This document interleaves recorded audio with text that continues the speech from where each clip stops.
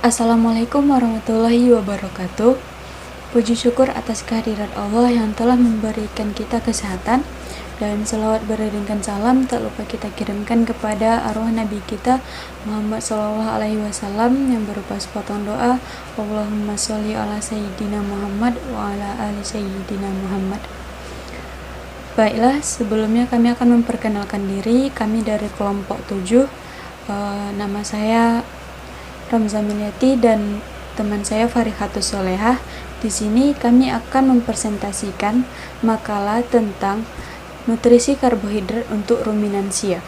Seperti yang kita ketahui, nutrisi adalah substansi organik yang dibutuhkan organisme untuk fungsi normal dari sistem tubuh, pertumbuhan, dan pemeliharaan kesehatan.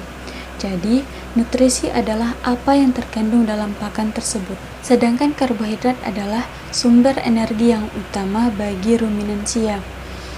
Sumber karbohidrat bisa berasal dari hijauan ataupun konsentrat. Baiklah, pertama kami akan membahas tentang pengertian karbohidrat. Apa itu karbohidrat? Karbohidrat didefinisikan sebagai polimer gula. Karbohidrat adalah senyawa karbon yang mengandung sejumlah besar gugus hidroksil dan merupakan salah satu zat makanan yang merupakan sumber energi utama bagi ternak. Dalam tubuh ternak ruminansia, karbohidrat dicerna dengan bantuan enzim yang diproduksi oleh mikroba rumen. Pakan ternak ruminansia sebanyak 60-70% terdiri atas karbohidrat berupa selulosa, hemiselulosa, dan pati.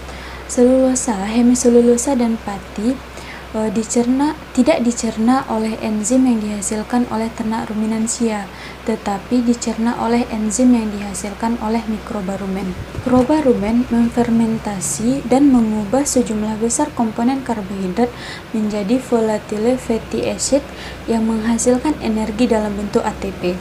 ATP digunakan untuk sintesis protein dan juga digunakan untuk mempertahankan kelestarian aktivitas mikroba itu sendiri. Selanjutnya, fungsi karbohidrat. Fungsi karbohidrat yaitu ada fungsi primer dan fungsi sekunder. Fungsi primer yaitu sebagai cadangan energi jangka pendek, dan fungsi sekunder yaitu sebagai cadangan energi jangka menengah. Fungsi lain dari karbohidrat seperti sebagai komponen struktur sel. Kemudian sebagai sumber energi, karbohidrat dibutuhkan untuk mempertahankan kehidupan ternak. Kemudian karbohidrat berfungsi sebagai komponen pembentukan lemak tubuh, mempertahankan metabolisme basal, dan apabila ternak kenyang, suhu tubuh dapat dipertahankan kecuali temperatur itu dingin. Baiklah, selanjutnya akan dijelaskan oleh Farihatus Solehah. Assalamualaikum warahmatullahi wabarakatuh. Perkenalkan, nama saya Farihatus Solehah. Di sini saya akan melanjutkan penjelasan dari teman saya, yaitu Ramza Miliati. Baiklah, di sini saya akan menjelaskan tentang klasifikasi karbohidrat. Klasifikasi karbohidrat yaitu sebagai berikut. 1. Monosakarida. Monosakarida adalah gula-gula sederhana yang mengandung 5 atau 6 atom karbon dalam molekulnya. Zat tersebut larut dalam air. Monosakarida yang mengandung 6 karbon mempunyai formula molekul C6H12O6. Pada hewan zat tersebut terutama terdapat dalam darah. Yang kedua yaitu disakarida. Disakarida adalah karbohidrat yang mengandung 2 molekul gula-gula sederhana, mempunyai formula umum C12H22O11. Karenanya zat tersebut mewakili 2 molekul gula sederhana minus air atau 2 atom hidrogen dan 1 atom oksigen.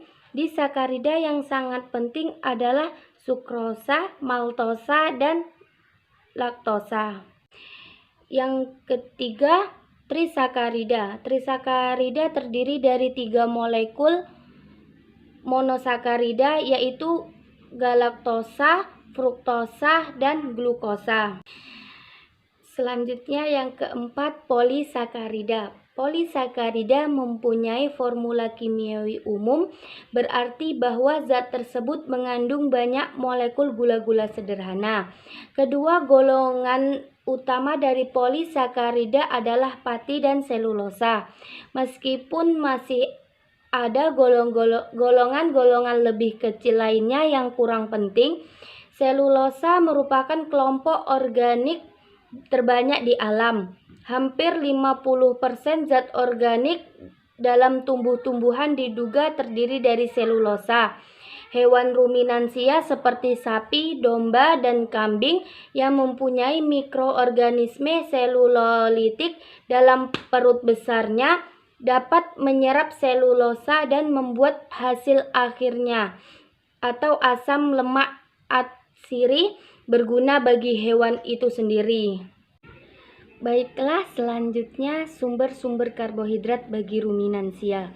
Sumber karbohidrat yang terpenting adalah serat kasar dan BETN atau bahan ekstrak tanpa nitrogen, yaitu bagian dari bahan makanan yang banyak mengandung karbohidrat, pati, dan gula.